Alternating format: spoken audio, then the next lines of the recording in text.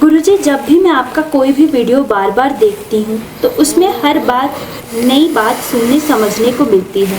आप सही कहते हैं गुरुदेव कि एक ही वीडियो को कई बार देखने पर ही हम किसी भी उपाय को सही से कर पाते हैं। बिल्कुल। कारण क्या है कि हमने स्वयं जब उस किसी विचार विशेष पर या उस अनुष्ठान विशेष पर या उस देवता विशेष पर या उस देवी की विशेष प्रक्रियाओं पर कुछ संधान किया, कुछ कार्य किया, तो हमें बहुत बार में उसके नए नए स्वरूपों के दर्शन हुए, नई नई रहस्य उजागर हुए, नई नई टेक्निक के साथ हमारा एक साक्षात्कार हुआ। तो हमें स्वयं उस बात को बहुत बार समझ करके फिर उसको आप तक हम पहुंचा रहे हैं, तो आप एकदम से सीधे सीधे ना समझ पाएंगे उसको। और चूंकि आपके सारी प्रक्रियाओं से पृथक भी होगी वो। अब हमसे पहले मैंने नहीं देखा कि कोई रूहों का प्रयोग कोई कर रहा होगा कहीं सुगंध का, लेकिन पहले गुरुओं ने कुछ सुगंधों के प्रयोग किए हैं, कुछ अलग ढंग से किए हैं। अभी कुछ और विधियां हैं, पदार्थ की उपलब्धता नहीं है इसलिए उसकी बात नहीं कर रहा हूं। हमसे पहले डुप्लीकेसी का काम चालू हो जाता, बाजार सज गया है बहुत तगड़ा, पता नहीं लोग क्या क्या बेचे जा रहे हैं हमारे नाम पर भी, नाम तक रख लिए हैं। बताइए, मैं बता तो रहा हूँ कि इतने भोले भाले नहीं हैं लोग। नाम, आपको दूसरा नाम रखने की क्या जरूरत है? आप अपने नाम रखिए ना। आपको दूसरे की फोटो लगाने की जरूरत है, अपनी फोटो लगाइए ना।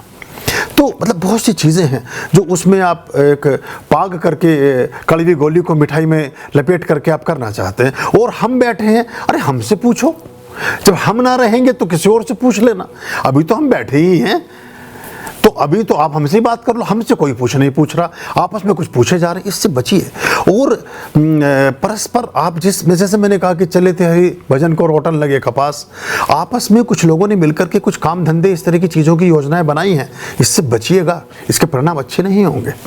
इसमें मतलब चूंकि मुझे पता है कि वो स्वार्थ, मेरा और आपका रिश्ता तो निस्वार्थ भाव से प्रकट हुआ।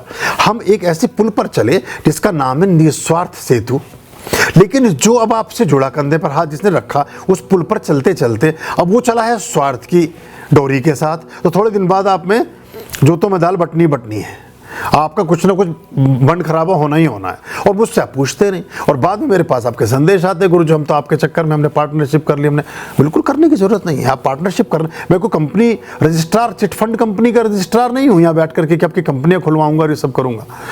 तो आप परमात्मा के लिए चले हैं, उसका ध्यान भर कर लें, उसको अपनी दृष्टि में रखें और उस तरह से चीज़ों को समायोजित करेंगे तो सुखी रहेंगे।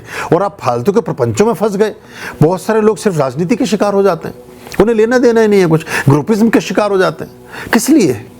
या उद्देश्य आपके, और इनमें जो हमारी ऊर्जाएं हैं, जो हमारी योगनियां हैं, 64 योगनियां हैं, वो भी आपको पथ भ्रष्ट करती हैं। जैसे अगर आपका पथ श्रेष्ठ होता है, तो मैंने बताया कि स्तंभन और सम्मोहन और बाकी जितनी शक्तियां हैं वो उदित होती हैं, ऐसे ही भटकाव, उच्चाटन, विमोहन, बहुत सारी विकार भी पैदा होते हैं। और उससे फिर आप गलत मार्ग पर जा करके फिर रास्ते से ही भटक जाते हो, और कोई 5-10 साल बाद आपको एहसास होता है कि हमने क्या खो दिया, और तब उसे पाने का भी कोई मार्ग शेष बचता नहीं है।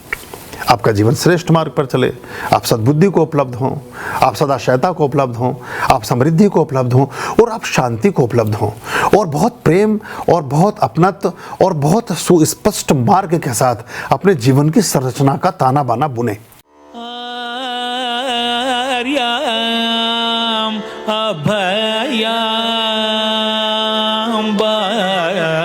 भज रे चित संततम आर्याम अभयाम भज रे